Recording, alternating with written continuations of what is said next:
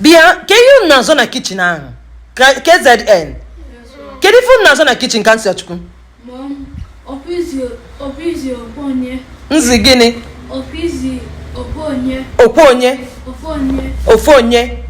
Eh? Ofonye. Okay. Nzi ofonye ma again. Je apple. Je ma apple. Gịnị wee mee? Mbata na kitchen. Zite na neto wee solumu. Ba na kitchen.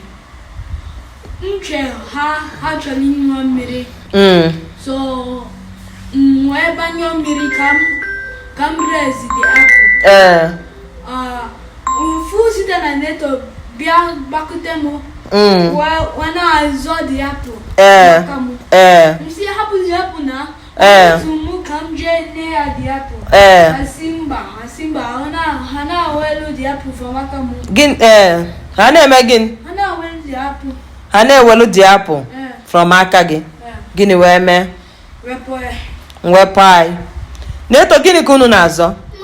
Mommy, you told one person to go and get it ginwa apple. Gịnị bụ one person n'Igbo? Ofu nwanyị. Yes. All right.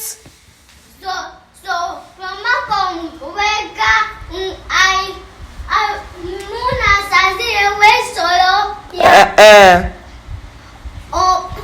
I went Mu took the apple from Nyawa.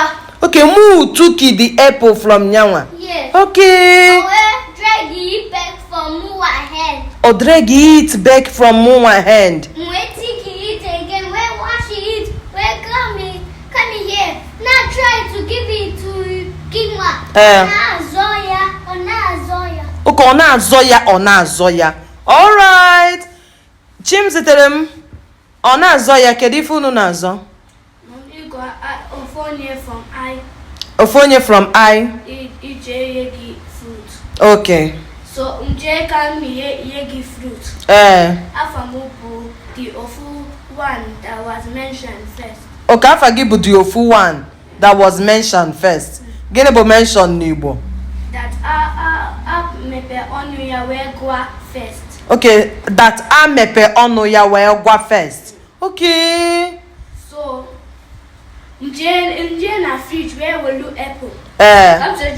Na neto chukwu na nemu anya ka nwe 3 heads. Na-ene gị anya ka nwe ife isi. Inwelu Ife isi. Okay, 3 bụ ife. Inwelu ife isi. Okay. So then just ignore ya. Gịnị bụ ignore n'Igbo? So ntị ka mfụ ya. Okay, ime ntị ka ịfụlọ ha. Okay, ntị ka iji afụ ụzọ. Kedu ife iji afụ ụzọ? Anya ka mfụlọ ya. Okay, ime anya ka ịfụlọ ha. Okay. So then mchọli raise the apple. Gịnị bụ raise n'Igbo? Mchọli ba mmiri na the apple. Okay, chọrọ ịba mmiri na the apple. Okay, ka ịbacha ya mmiri gịnị mee? Kamza chukwu wee bịa out from Mmalo.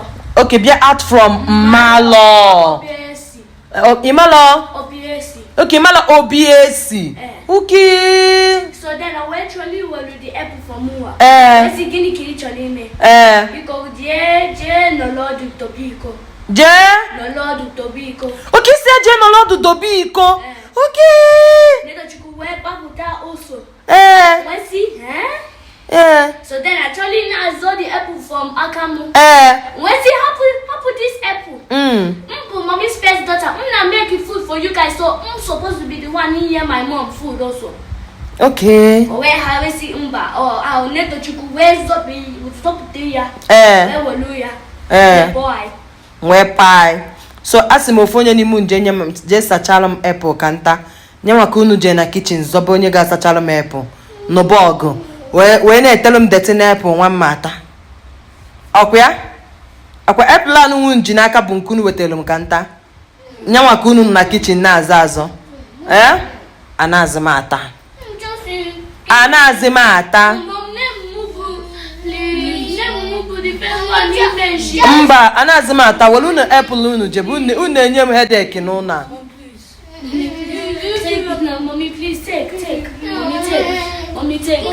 Can't say Chukana, Neto Chukana Zokuya move back. No, Mommy. Akunu na-azị azụ a na-azị m ata jeze n'ụtaba. Give you a new one for me. We see my friends now. Yes, mommy.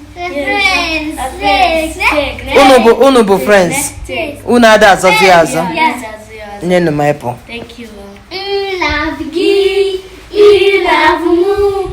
I be happy family with a great big heart and a kiss from me to you. Won't you say I love you?